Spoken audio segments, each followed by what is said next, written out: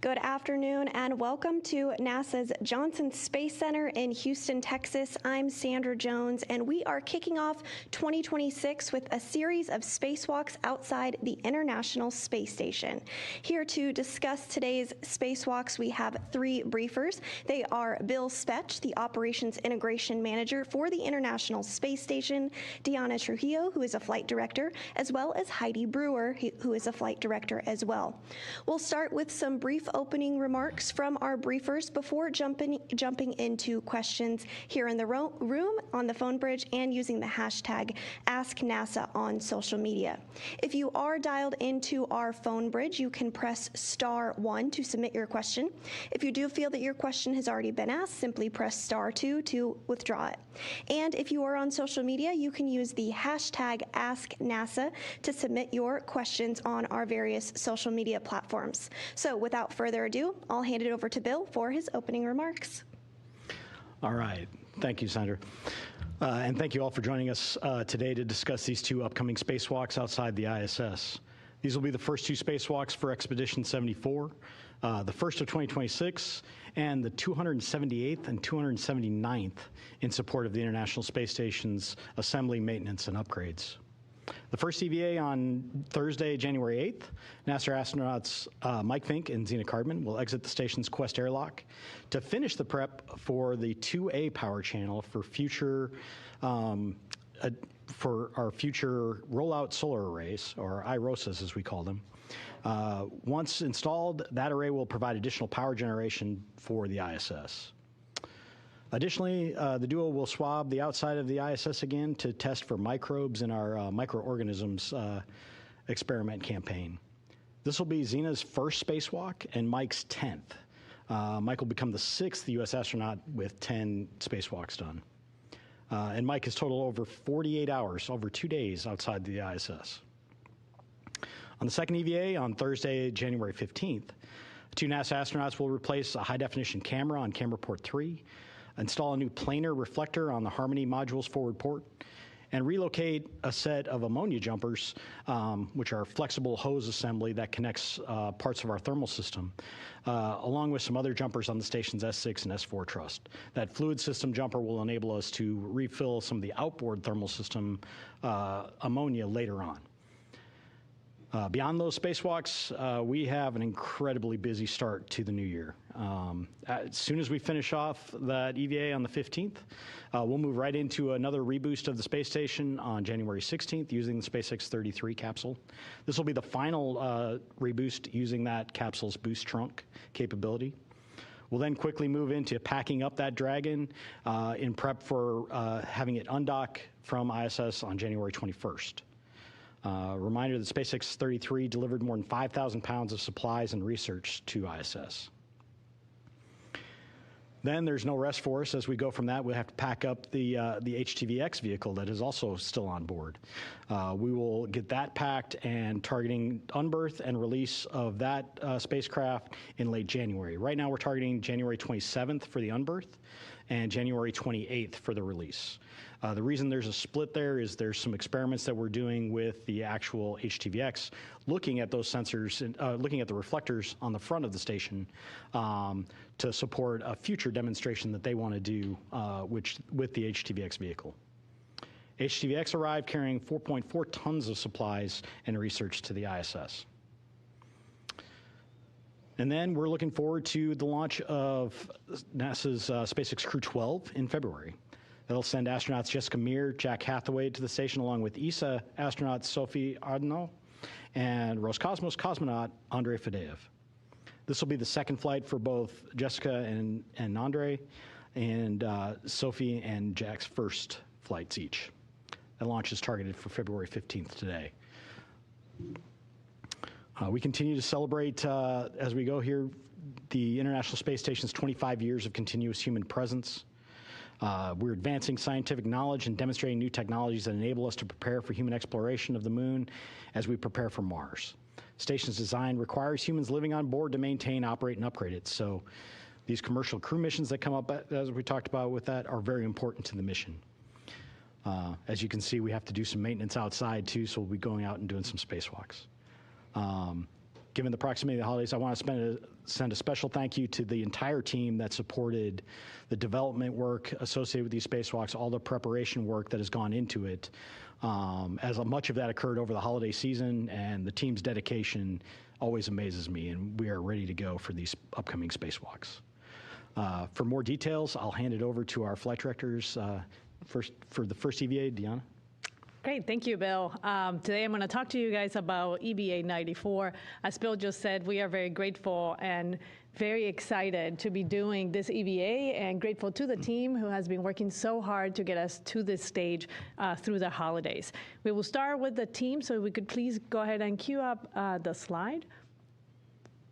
Okay, our first slide will be the team as you can see it here. We got Farouk will be our EVA a flight controller lead. At the same time, we have two of our astronauts. The first astronaut going out, which is with the red stripes, is Mike, just as Bill mentioned. And then Zena will be our second astronaut. If we can please go ahead and, perfect, thank you. So there he goes, you got the pictures of them. Let's go for the next slide, please. And the next slide, please. Okay, so to talk about really what we're going to do here, if you can cue the next one as well. Excellent, thank you. All right, so if we look at the station itself and we take a giant step back, the location where we're gonna go do these activities today, actually on January 8th, is on the 2 Alpha area, which is the port side of the space station. So we're gonna come out of the airlock and we're gonna translate to the 2 Alpha port side of the station where we will go over a few items. One of them is our primary activities, the modification kit, which, as Bill mentioned, is a structure that's going to be holding the solar arrays themselves. We will also have, perfect, that's a slide where you can see the modification kit. What we're going to do with the modification kit here is we're going to put 3 of the struts, the color struts that you see, the blue, the red, and the green one. As we are assembling that, it will take us about 4 hours and a half to complete that activity in a nominal case. And then after that, one of our astronauts, in this case Mike, will move to another activity, which it will be a jumper cable activity. The jumper cable activity will be an installation that we're going to have to increase our redundancy on our power system. In addition to that, that's great, that's a good image. So as you can see on the right side of the station, there's a few activities that are listed there. 2 Alpha mud kit on the right side of the image, then you will see the DDCU cable, which is the second ellipse in the image, and then after that, you'll see that Zena will be also working in parallel to Mike on the torque resets. What that means really is that Zena is going to go to the boxes that you see in here on the bigger ellipse. She's going to undo the torque of a few boxes that we have in there, which are our battery boxes, and then redo the torque at a lower value. The intent there with that is to position us or put us into an advantaged position so that in the future, if needed, robotic operations can come in and remove the boxes. By her changing the torque value, it will enable those operations.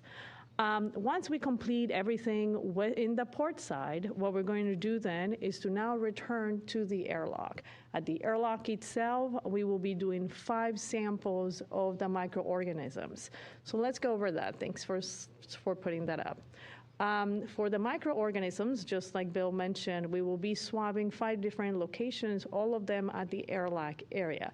The first image that you see on the right of the slide from me is a swabbing right at the edge of the airlock door, the hatch itself.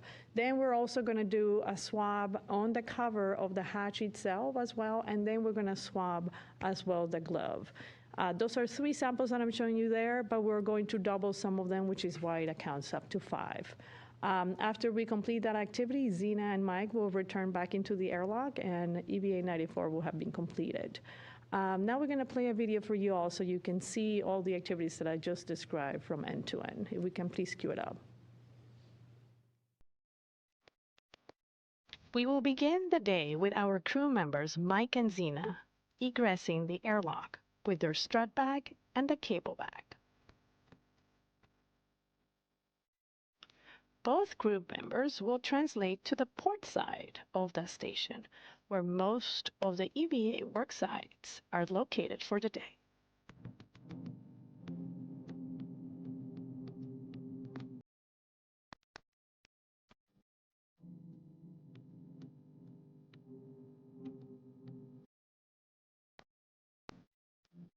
The crew will begin with the installation of the modification kit or mod kit, which consists of 3 struts and several bolts on each side of the BGA.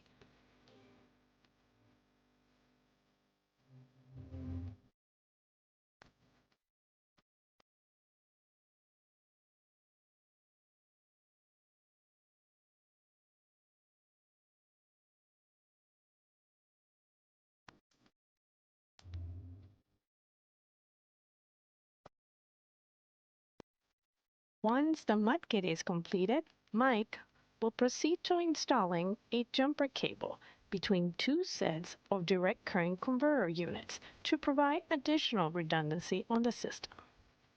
In parallel to that activity, Sina will translate to the port solar array and take pictures of the race ring to capture its current state.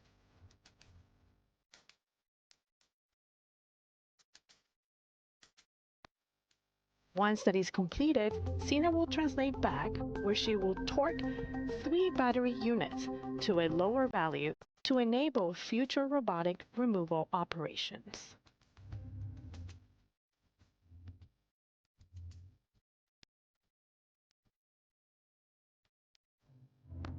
To conclude our EVA, both crew members will translate back to the airlock, and right before they ingress, Sina will collect 5 samples of the nearby surfaces in support of the microorganisms activity. Following that, Sina and Mike will finally ingress the station.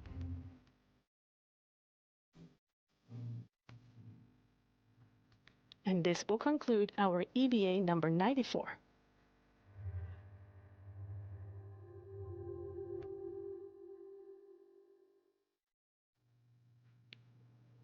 Okay, excellent, Sandra. That will be it for EVA 94, and now we'll pass it on to Heidi Brew for EVA 95. All right, good afternoon, everyone.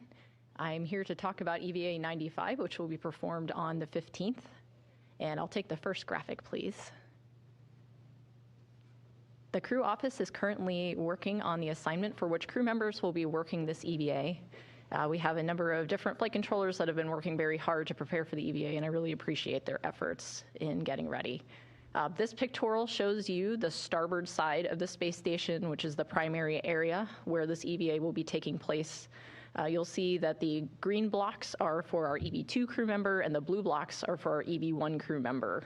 We do have one that's taking place off of the starboard truss, and that is our primary, most important objective for this EVA. That's the Node 2 forward IDA planar reflector removal and replacement. That's all the way in the front corner.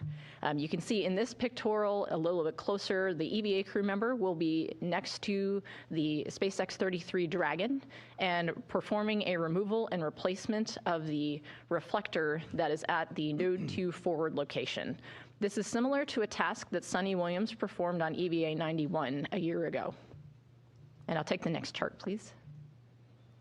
This picture shows you what the reflector looks like. We've got 3 bolts that the crew member will be first using to remove the existing reflector, and then ultimately putting a new one in place and installing a new one for future visiting vehicles. Moving on to our additional activities for this EVA, we have thermal jumper relocation and power jumper installations. For the thermal jumper relocation, you can see the image at the bottom shows 3 different relocations of jumpers for jumpers that will be installed for upcoming EVA tasks. And this, as Bill mentioned, is in support of performing a refill of the photovoltaic thermal control system 1 Bravo radiator. That will be taking place at a future EVA, TBD on timeline for that. And then the images, the top left and right are showing the 2 power jumpers that will be installed at the S4 and S6 locations.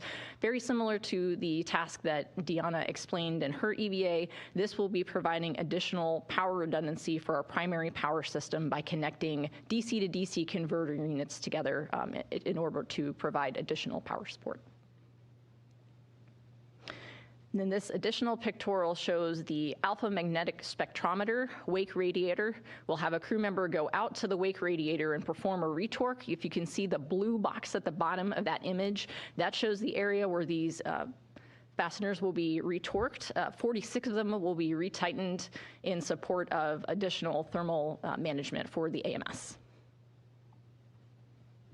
And then this image shows our HD camera that is at camera port 3, so that it's the box that is to the rightmost of the image. There's actually a standard definition camera nestled in there, and then the HD camera is the box that's all the way to the right. That's the unit that will be replaced on this EVA for us to have additional HD views coming from the camera port 3 location. And at this time, we're going to bring up the video to show all of these events in sequence. EVA 95 will begin at the Quest airlock. EV1, noted by red stripes, will egress, followed by EV2.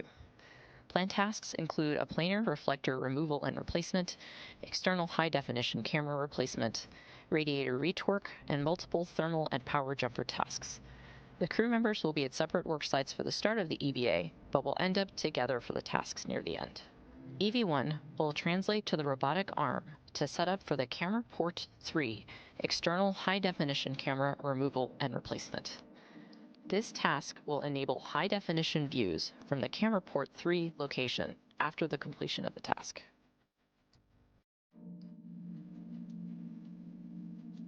Meanwhile, EV2 will begin translating to the Node 2 forward port for the planar reflector removal and replacement. This is the highest priority task for EVA 95.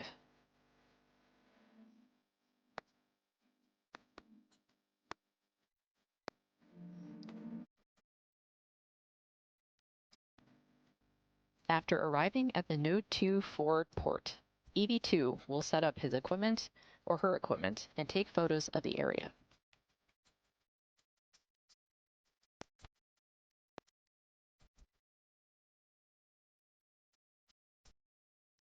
EV2 will then remove the existing planar reflector and install the new one.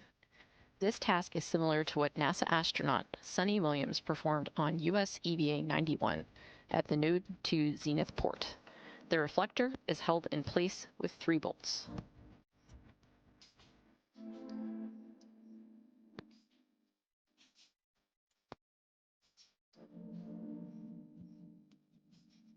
With the new planar reflector installed, EV2 cleans up the Node 2 forward port work site and heads back toward the airlock.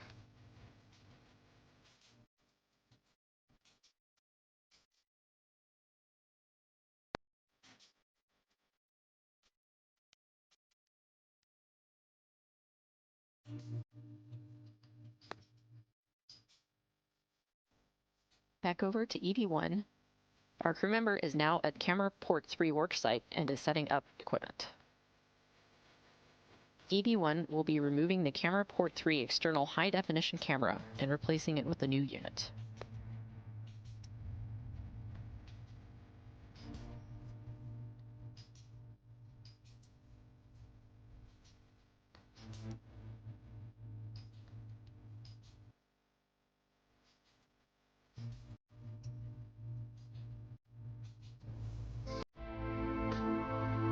With the camera replacement complete, EV1 returns to the airlock to stow the old camera.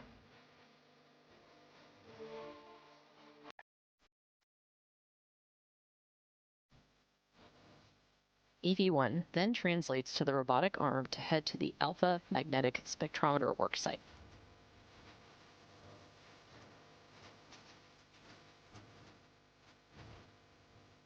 Back over to EV2.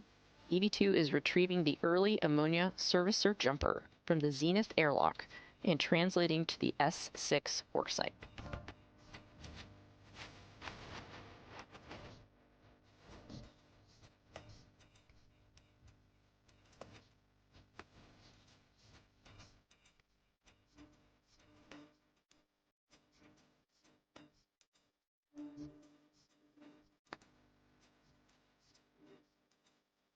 On the way to the early ammonia servicer jumper worksite, EV2 installs a gap spanner at S6.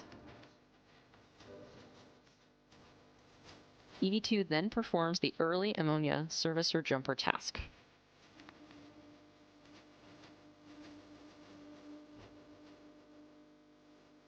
Then back over to EV1, who's on the robotic arm, maneuvering to the alpha magnetic spectrometer. EV1 is retorquing 46 bolts on the alpha magnetic spectrometer wake radiator.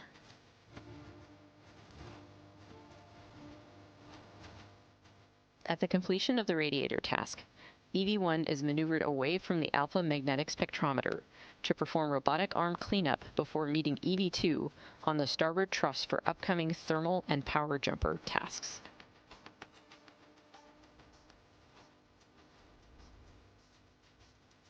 Back to EV2. With the early ammonia servicer jumper task complete, EV2 moves along to perform the S6 DC to DC converter unit jumper install. This task will increase primary power system fault tolerance. And with EV1, EV1 is now translating outboard to the S5, S6 truss.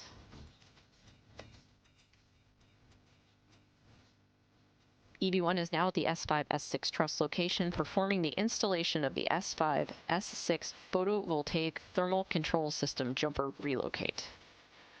And similarly, EV2 is now at the S4, S5 location, performing the installation of the S4, S5 photovoltaic thermal control system jumper relocate. These jumper relocations are in preparation for a future EVA task to perform a refill of the photovoltaic thermal control system 1 Bravo radiator. EV1 then heads for the last planned task, the S4 DC to DC converter unit jumper install. Similar to EV2's S6 power jumper install, this task at S4 will increase the primary power system fault tolerance.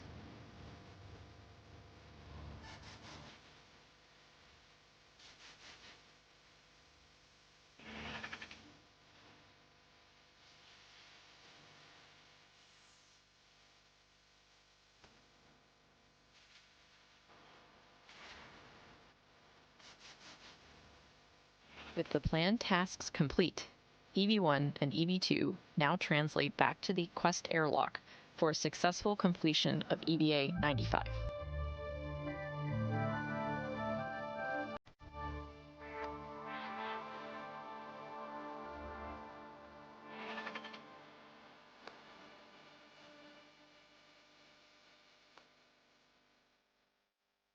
And thank you to our briefers for those opening remarks. We will go ahead and jump into questions at this point.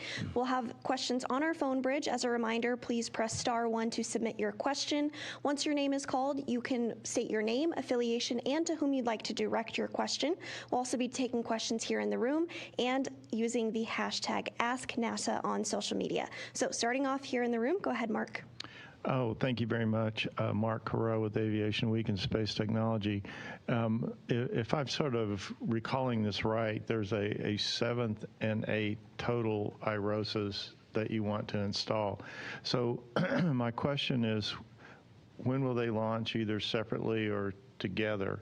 And when would you like to be able to sort of finish up with both of these additional installations? And I might have a backup question. All right. Yeah, we are. So we are looking for later this year to launch the 2 new IROSA solar arrays. So we have this mod kit to complete, and then we have one more to do. So we're looking for a time maybe in the spring, but we're not exactly sure yet where that's going to fit to finish the last mod kit. It is on orbit already, waiting to be installed. We just have to go out there and install it. And then we'll bring up the 2 remaining IROSAs together. They fly in a configuration that stacks the 2 of them together on one Dragon in one Dragon trunk. So we'll look to do that later on this year. Go ahead, Mark. Yeah, I noticed in some of the backup information, you've mentioned that that these will augment solar power for research as the space station winds down as currently planned. But you've also mentioned that it will contribute to the deorbit operations, and I wonder if you might be able to explain a little bit about how that additional energy is needed for that. Yeah, sure.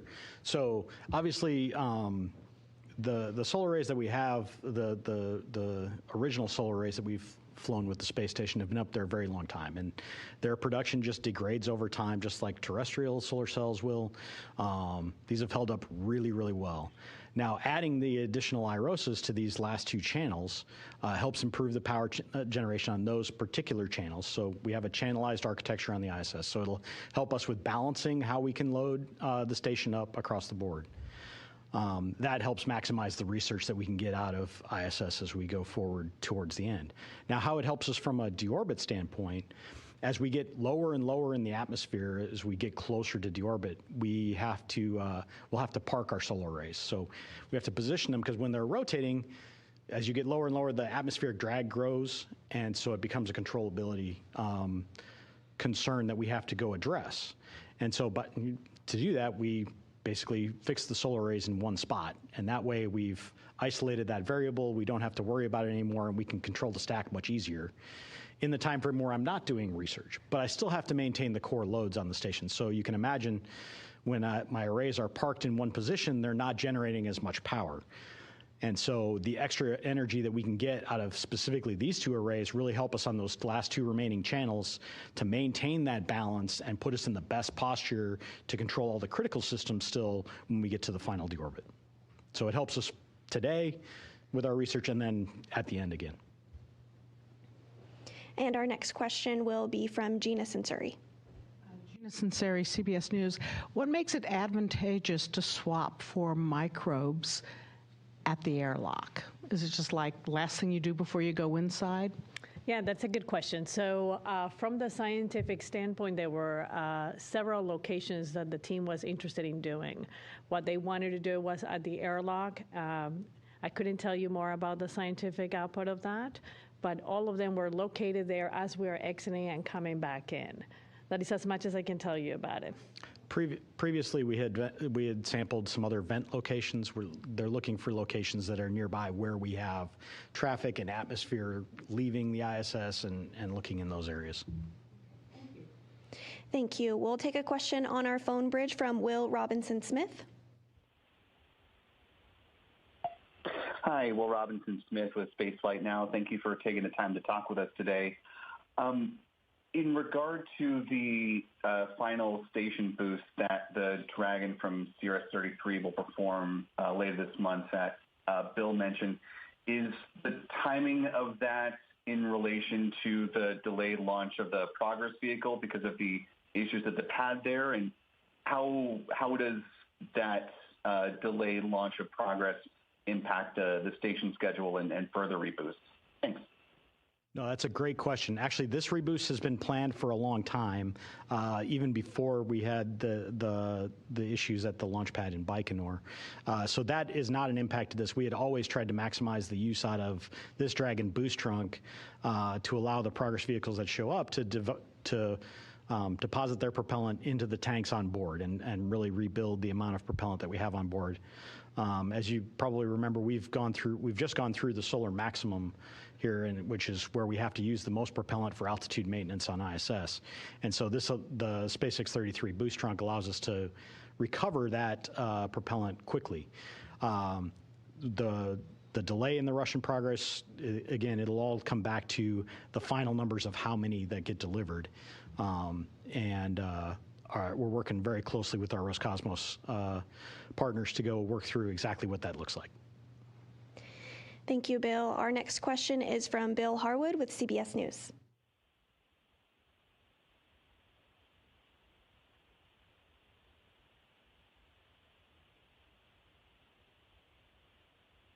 If you're talking, we're not able to hear you. Well, I'd have to unmute, wouldn't I? There you go. Bill Harwood, CBS. Two quick questions for me. The retroreflector that's being swapped out, is there something wrong with it? I mean, has it got thruster residue on it or something that's making it less efficient? And second, and this is following Mark Carreau's question, looking ahead to ISS deorbit, is any of the work on both of these EVAs, any of the power or thermal jumpers, et cetera, does any of that have anything to do with ISS deorbit, or is this all work you would have done anyway? Thanks.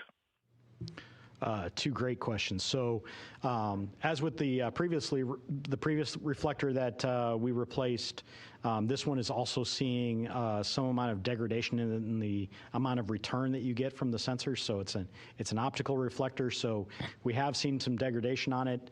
It's not to the point where it's not working, but you've had to basically boost the power on the systems that use it to about their maximum to get out of it. So now's the time to go replace it. It just happens over time as you build up, whether it be from UV, there are materials that get deposited from spacecraft coming and going, like you said, thruster products, potentially other off-gassing products that just come from spacecraft as they come up and dock to the ISS. This is right close to a docking port, so you can imagine it gets the full brunt of anything that off-gasses off of a vehicle, and that just builds up over time. On the EVA work, we talked about the IROSAs have a lot of utility for us, both in our nominal operations and for deorbit. The jumpers that we're doing have been get-ahead tasks for a long time. They add redundancy to our system so that we can recover activities quicker across our primary power system. Each channel is kind of separate in how it operates, and these allow us to cross-tie some of the systems within those channels to keep them operating in case of failure cases. It's obviously more desired in a case where, once I get to the point where the ISS has been decrewed for the final deorbit, but it still helps us out today. Thank you. And as a reminder, you can submit your question using *1, but we will jump over and take a question from social media. This comes from Instagram, and the user wants to know, what do the astronauts do about food or water during a spacewalk? That's a great question. I will tell you that for EVA 94, the same for 95, and I'll look forward to what Heidi has to add, is for water itself, we go out with a bladder also inside where the crew members can actually sip water. So that will be with respect to it. For food, obviously, we are not able to actually provide food to the crew members themselves. However, as we're leading to the EVA, that is something that we keep in mind. They're certainly taking their meals before we are actually starting the prep to getting into the airlock where they fit their suit and start pressurizing to get out. But it's a great question because it's several hours. For example, on my case, my EVA, the max number of time that we go on the EVA is 6.5 hours. So during that whole time, we are only talking about water. And of course, when they come back, I'm sure they have their own meal and they have fun celebrating the end of their EVA. Heidi, would you like to add anything to it? Yes, one additional comment on that. The crew members do have a chance to practice this type of routine in the neutral buoyancy lab prior to flying. And so they are accustomed to this type of I guess, being without snacks, but having the water available to them. And they also are accustomed to working very hard for that duration and knowing when to take breaks and how to communicate with the ground so that we know that it's time to take a break so they can charge up and get ready for the next task.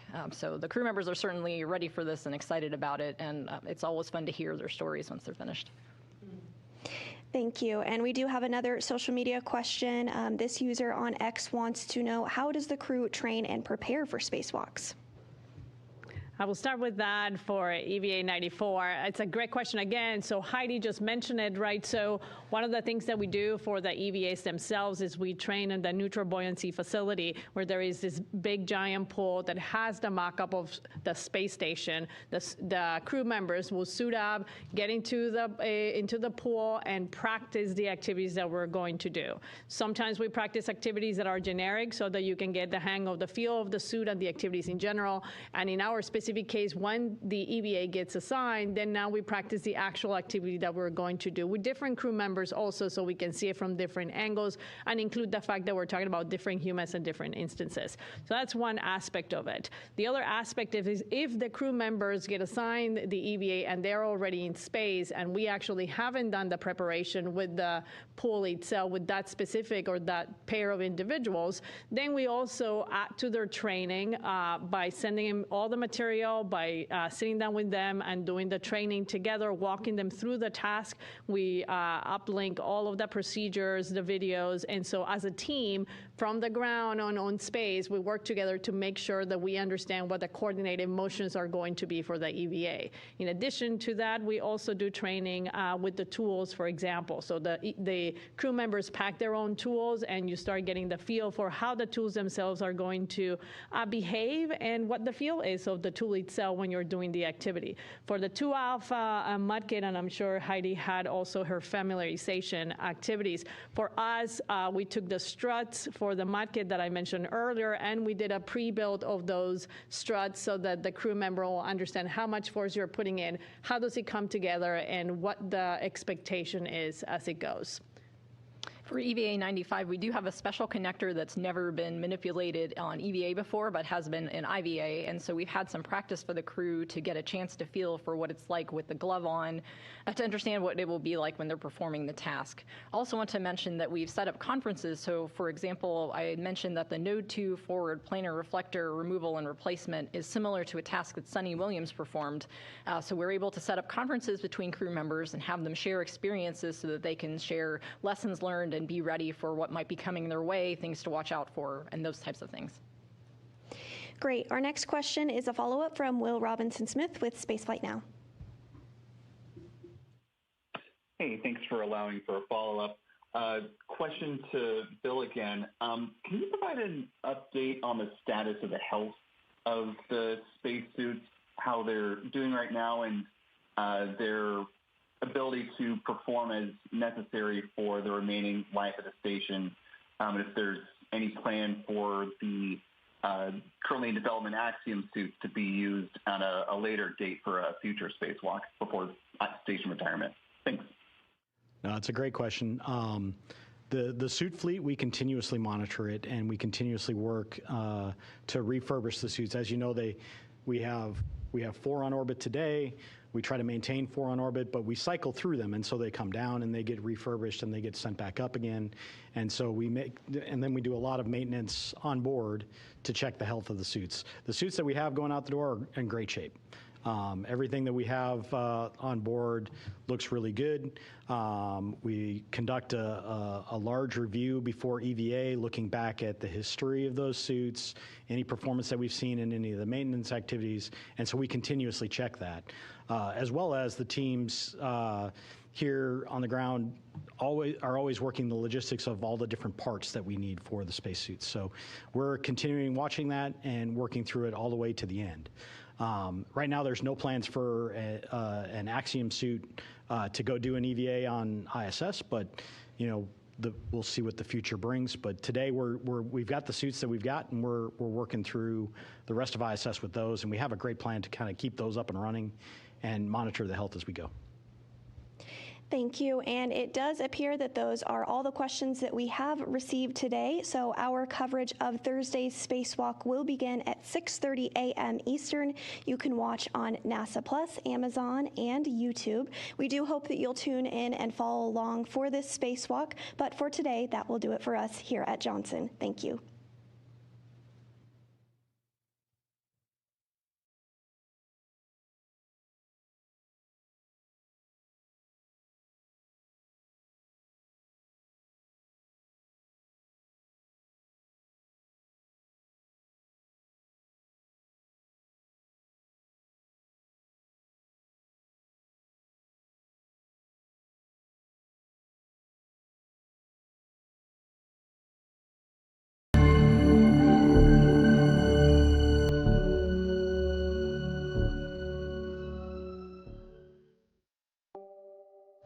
As a pilot and an astronaut and lifetime space enthusiast. Jared Isaacman, the mission commander. Jared Isaacman, commercial astronaut. I'm incredibly grateful for the opportunity to serve as the 15th administrator of NASA.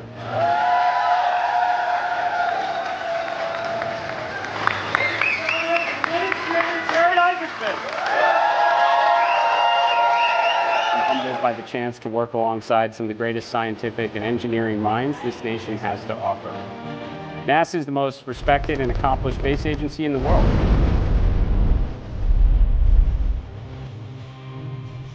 The best is yet to come. Under President Trump's leadership, we will turn the page and start a bold new chapter at NASA with a relentless focus on the mission. America will lead in the ever-expanding high ground of space. We will never come in second place. To succeed, NASA must focus on achieving the near impossible, doing what no other agency or organization or nation is even capable of accomplishing.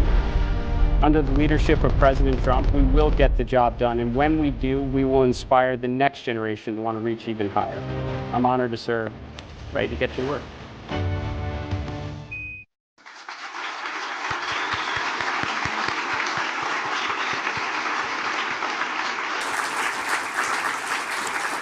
Good afternoon to everyone, and morning to those of you joining us from the West Coast. I'm Bethany Stevens, the agency press secretary, and we're excited to have you join us this morning for the newly sworn-in Administrator Jared Isaacman's first agency-wide town hall. With headlines like Space Community Celebrates Isaacman Confirmation and Day One videos like that, I think it's safe to say we're all very excited he's here. Before we begin, I want to take this opportunity to talk through the structure of what this time will look like today. Communication went out internally across the agency announcing this town hall that also included a link to submit questions. As always, we are hoping to get to as many questions as possible, but we do have some time constraints. I ask that when you submit, whether anonymous or with your name, you include your center, as we are aiming to get to as many locations as possible across the workforce. We also have a mic stand here at HQ in the Webb Auditorium, right over there, where today's town hall is taking place. If you have a question in the audience here live, please feel free to go up to the microphone if it is open. Otherwise, we ask that you wait in your seat rather than queuing. Given that the majority of our workforce sits outside of HQ, the majority of questions will be taken online, but please don't let that discourage you from participating here in-house. Lastly, I want to thank everyone here at HQ for taking time out of their day to welcome Administrator Isaacman yesterday, and everyone across NASA for taking time the Friday before Christmas to join us for this town hall today. Without further delay, Administrator Jared Isaacman.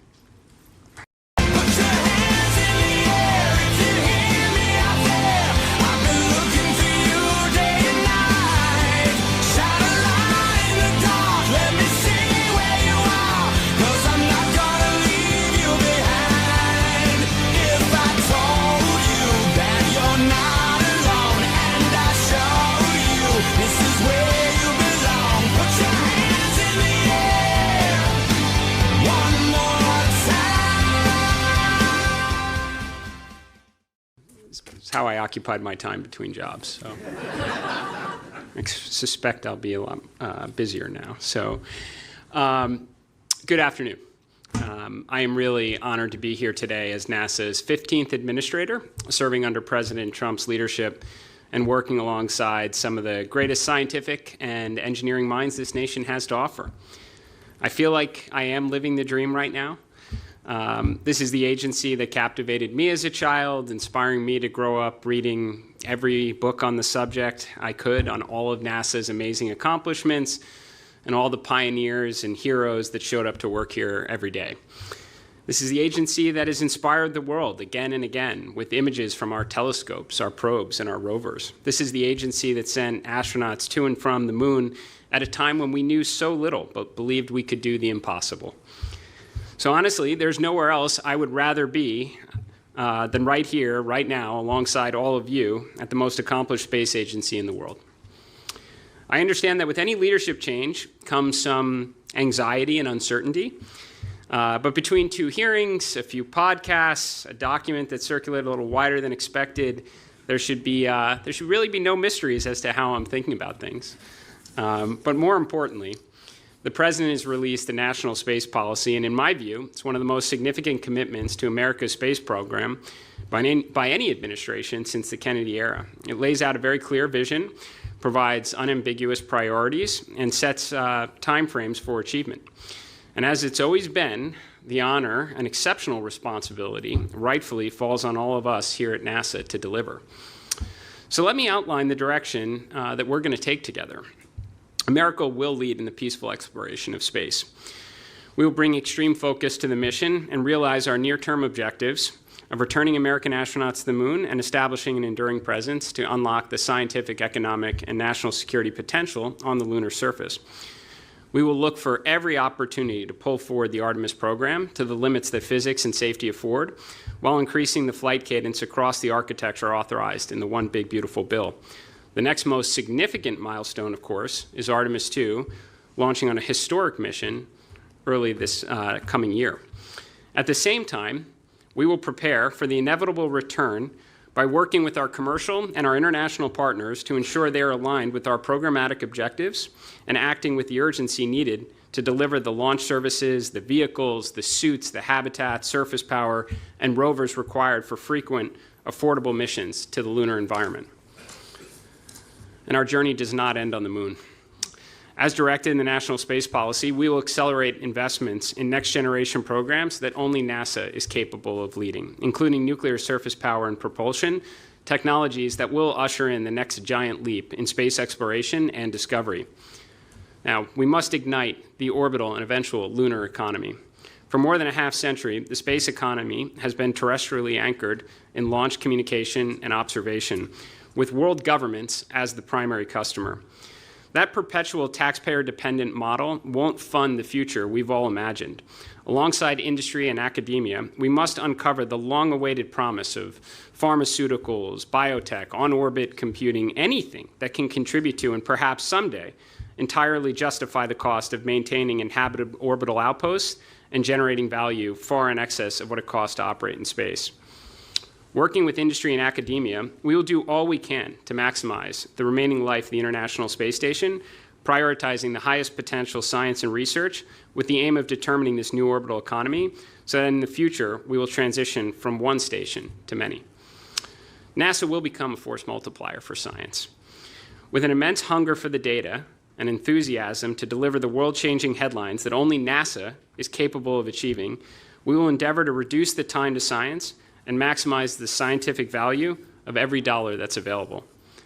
Now, I do not believe this is a one-size-fits-all approach.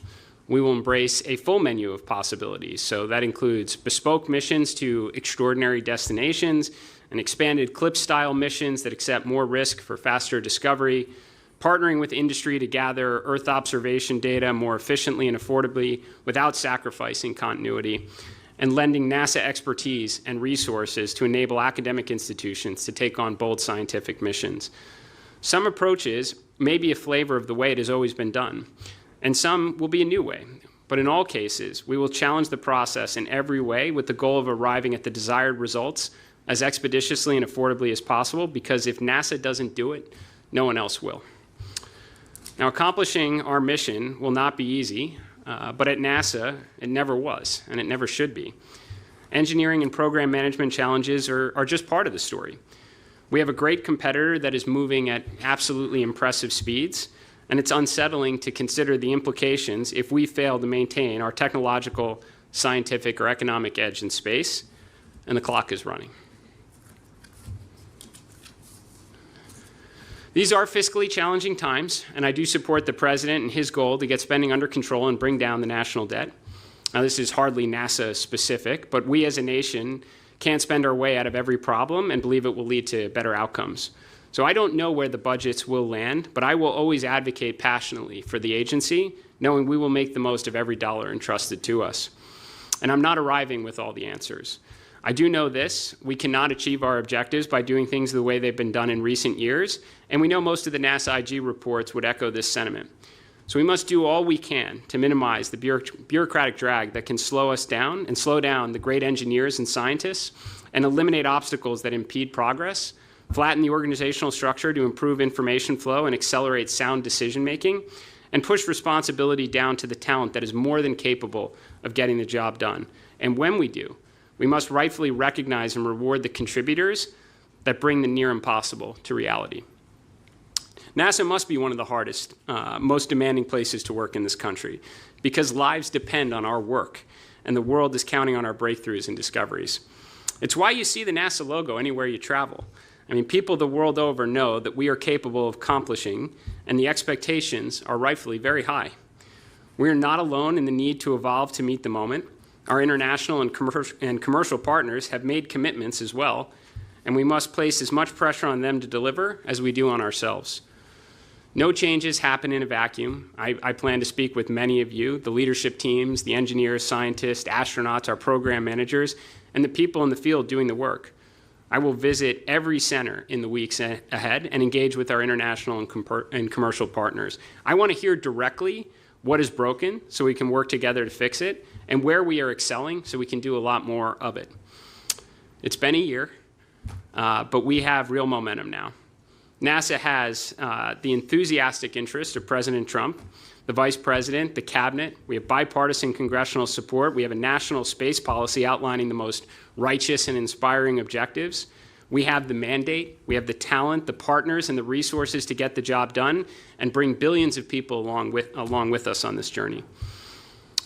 I don't think there are many NASA employees standing next to you who served during the Apollo era. They have retired. In many cases, they've passed on, leaving their extraordinary accomplishments behind for us to celebrate. But now, you will be the ones in the room when we return. You will be part of the next chapter of this history. And this time, when we make the grand return, we stay. Thank you.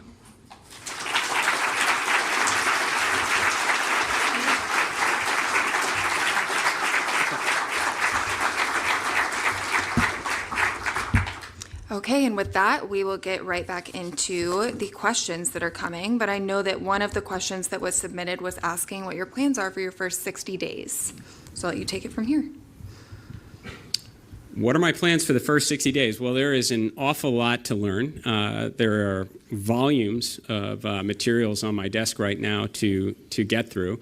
But I think our major priorities are overwhelmingly clear, and it's the first part of the President's national space policy. We have to return to the moon. We have Artemis 2 that's on deck. I mean, again, just weeks away from potentially launching. So I think making sure we concentrate a lot of our resources rightfully in that direction is most appropriate. But there's an awful lot to get done, and this is the agency that can do it. I mean, this is an agency with a lot of proud history taking on multiple parallel world-changing programs. So I think, again, we know what our near-term responsibilities are, but I'm looking forward to learning as much as I can, getting out and interacting with all of you on that roadshow that I mentioned coming up, and getting things going. Awesome. And Elizabeth Hook-Rogers from NASA HQ, thank you for that question. I will kick it to Samantha Youssef from Glenn. She asked, do you have any insight into when the current hiring freeze may be lifted and whether candidates who are already selected and given start dates will need to recompete for their positions?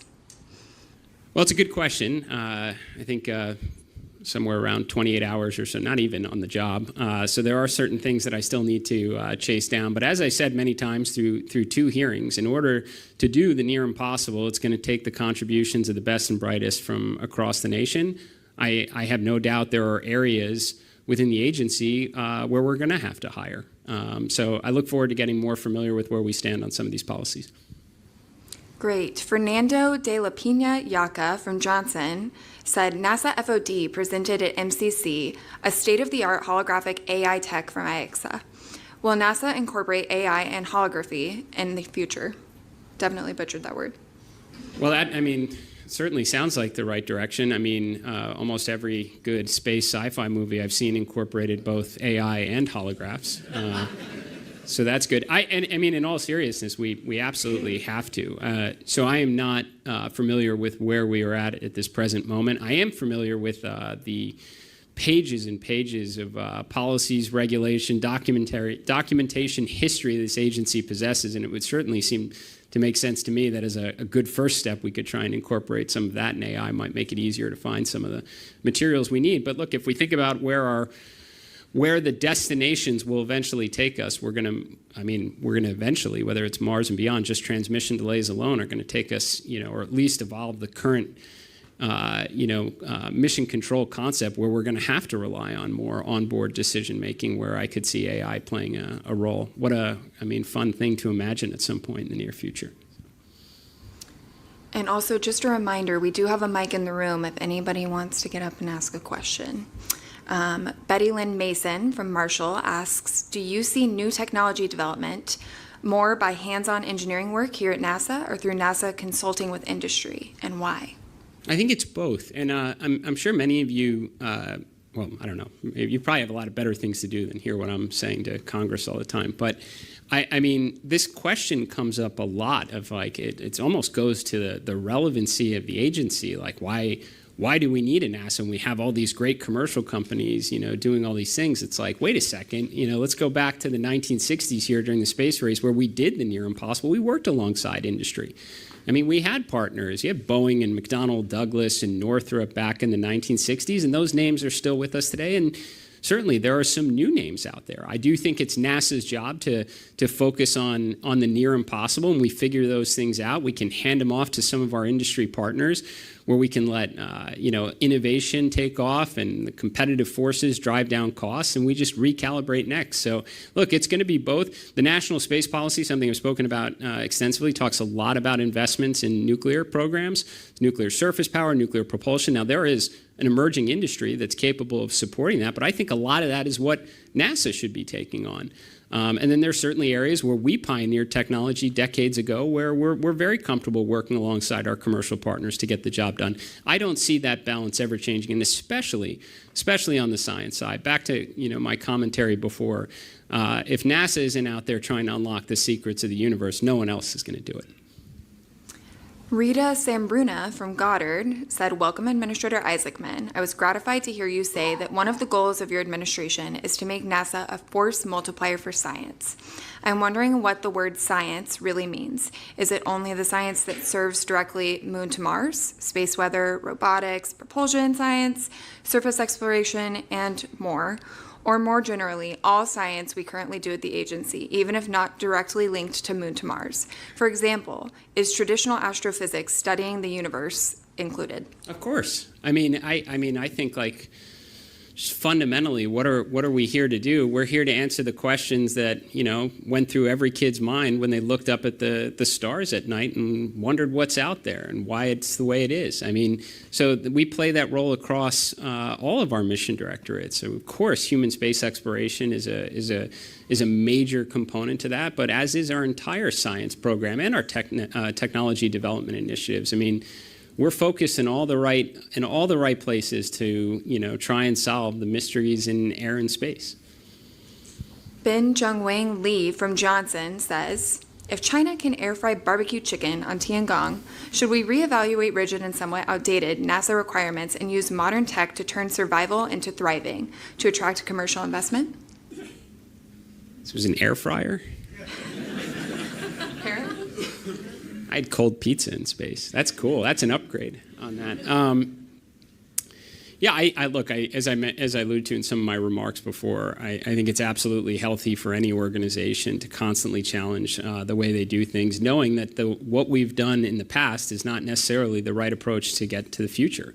I mean, we are on the brink of a massive transformation right now. You can see all the various commercial providers building their own launch vehicles with rapid reusability. I mean, this can be a light switch type moment where you have numerous commercial and NASA missions being operated near simultaneously. We could have multiple space stations. We are certainly going to build a lunar base in line with the president's direction and look even further outward. Like, we're going to have to challenge some of these things that might have been rigid in the past during you know, less mature times. I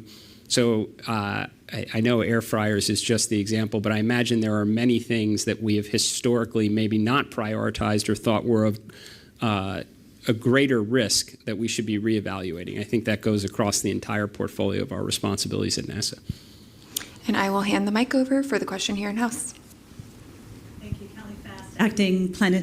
Kelly Fast, Acting Planetary Defense Officer, and I was one of those astronomer kids looking at the skies, but also being an astronomer, also here having to use infrastructure that perhaps is aging. It's not as flashy to work on budget software and procurement software and awards management software.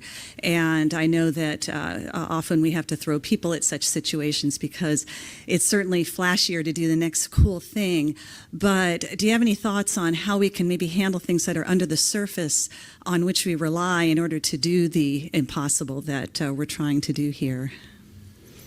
Well, I mean, I guess from an infrastructure perspective, and I guess including the a lot of the core systems that allow the agency to function, I do think we should be applying a lot of the brain power that is available to us at this agency to try and find ways to do it better, to free up resources to work on those exciting things.